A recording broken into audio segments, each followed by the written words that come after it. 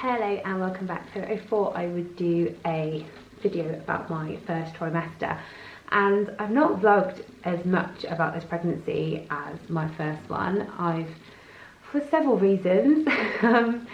It's felt very different. It's felt a lot scarier for some reason. I don't know if I just knew too much. I was just preparing myself for the worst. And I felt very poorly this time. My first trimester was really challenging for me. So I had a lot of nausea, and I didn't have any with Orin whatsoever. So much nausea that I wasn't actually sick. I just felt like I was always on a boat and everything was moving, and it made me feel so ill. So the way I sort of coped with that, strangely, is that I'd get up and have my green juice in the morning, which is in what I ate in the run up to my IVF video. That would actually help, and I think it's because greens are quite alkaline, so I think it was settling any acid that was making me feel a bit nauseous. So I'd have that and try and eat small, but it's a bit of a weird one. I think especially when you feel nauseous, you either don't want to eat or you want to eat something really carby, and I didn't have much energy, so I was wanting sugar, so then I was eating like just rubbish stuff, and I don't think it was doing me any favours. So I don't really have any miracle tips for that. It was very hit and miss. I got the small cans of ginger ale mixers to have because I don't drink fizzy drinks very often, but just a little bit of it was really nice to take the edge off of the kind of nausea, but I'd also get heartburn as well. So I got heartburn with Orin, but a lot later on in my pregnancy, from about 25 weeks. But I've had heartburn from day dot with this one. He's very naughty already. But because of these symptoms, everyone assumed I was having a girl because I was just like dead to the world. I really felt rough. I was extremely exhausted as well, like a whole new level that I'd wake up and I'd feel okay for an hour, and then I would literally be ready to go back to bed. And if I did have childcare for the afternoon, I'd go back to sleep. And on one occasion I fell back to sleep about 4 hours, and I was sleeping through the night. I'm not a sleeper, but when I'm pregnant I sleep. It's the one thing I do. But yeah, so I had nausea and exhaustion were the main things. Then, like last time, around sort of week 8, I was developing migraines, and these migraines were really bad this time. And I remember being quite lightheaded with Orin, and I had that a little bit, and I had headaches with him, but the headaches this time was just a whole new world. And I kind of looked this up last time. So as the progesterone increases, you just got a hormone overload, so you can have symptoms such as migraines tend to be the typical one, and dizzy spells. And that's when my breast tenderness got really bad, and I mean they are pretty big compared to what they were. I don't know what it's about me in pregnancy. I think it's the hormone imbalance, because I've never really had those natural hormones. I think as soon as I've got any in me, my boobs are just like hormones. They're so sore. They're really sore still now, and they're absolutely solid. So yeah, breast tenderness, migraines, dizziness. I lasted on my IVF drugs to week 12, and then I weaned them off after like 5 days. They wanted me to take them to the end of week 12, so like the day before week 13 started. But I was really struggling, but they said I'd be okay. They just prefer me to do that. So it was a week longer than last time. So when I came off them, I felt really rough. I almost had like withdrawal symptoms. So as I was weaning down, the migraines were getting worse, the tiredness was getting worse, and I got a bit sick again. I felt really sicky because that was sort of easing. And then about 4 days after I stopped, I felt a million times better. And people were actually seeing me like, you look better, you look brighter, you don't look drained. I was really struggling this time.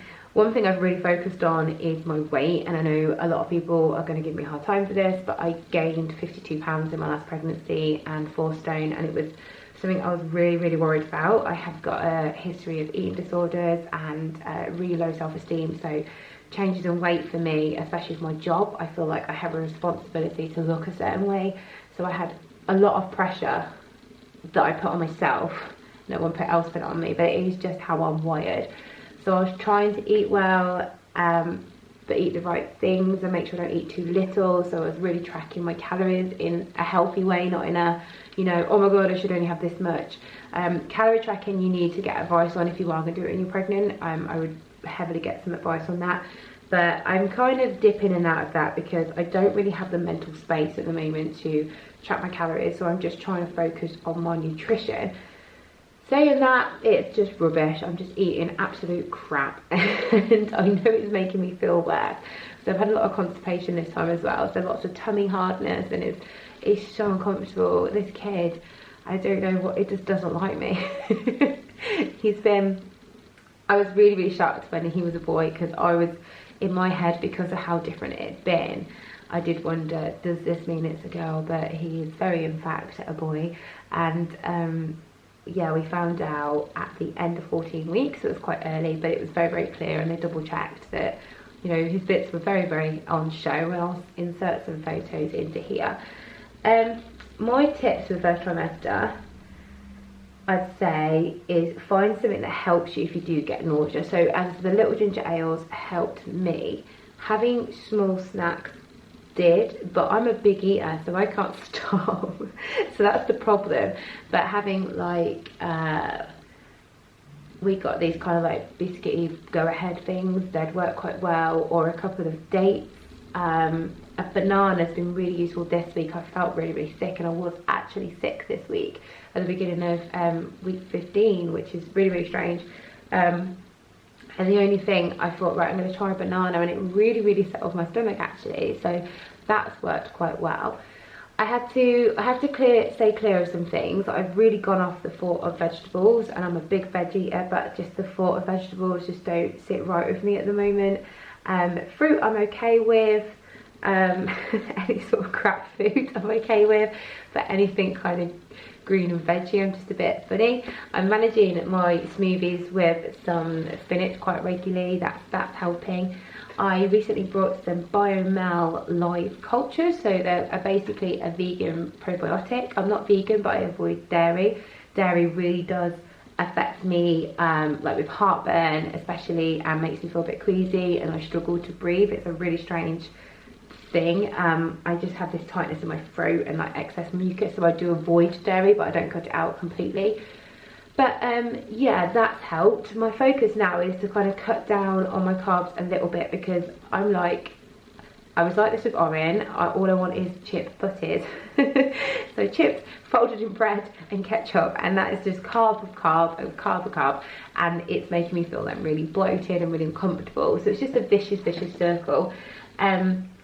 Get as much rest as you can, and it's really hard. I'm very lucky that we've got help with Oren, and my work, because of COVID, has calmed down a little bit, so I do get a little bit of rest. Drink as much water as you can.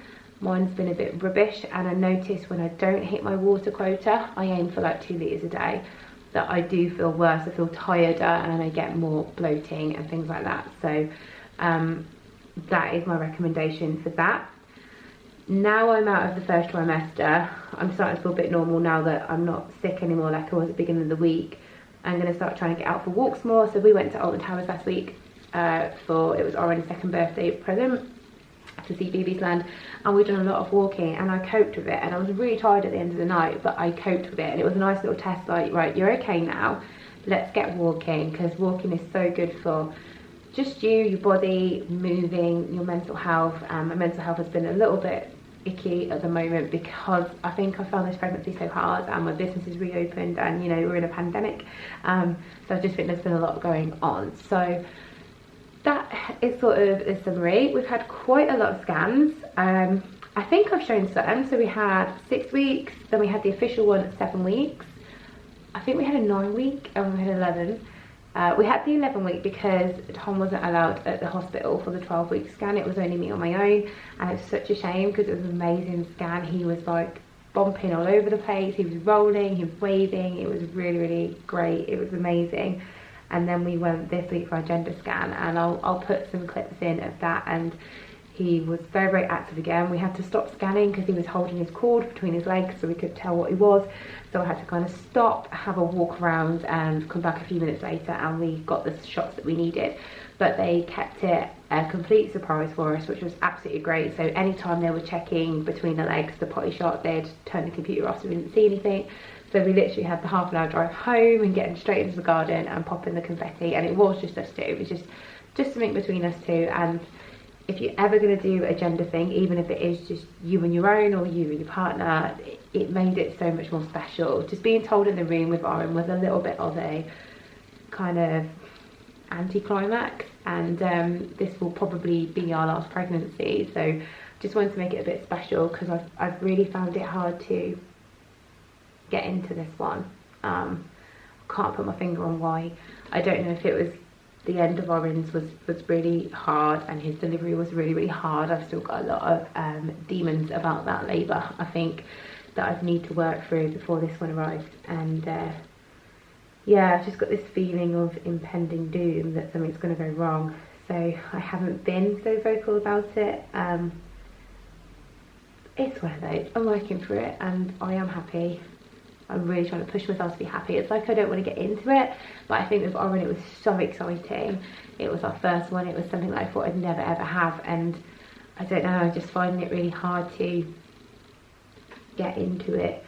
I think as well people haven't seemed that bothered about this one. Yeah, I don't know, but yeah, that's the update on it. And I am starting to get a bit of a bump. I will put some pictures in this video for you. I'm showing so much more earlier. I'm having so much tension around there. It feels a bit weird because I had an emergency C-section, so where my scar is, I'm quite numb there and it's quite tingly, but as he's growing, it's a very strange sensation. It's not a stretching or anything, it's just a sensation. It's very, very strange. I'm already feeling movement as well. I've been suspecting it for a couple of weeks. It's just a really tiny flutter, but I'm definitely, I have this kind of feeling when he's moving, and I know when he's fully moving, I feel like I think I'm really going to get into it, because that was my favourite memory of Oren, was feeling him move. And I think especially because these are egg donation babies, just me feeling that is really important. So yeah, okay, bye.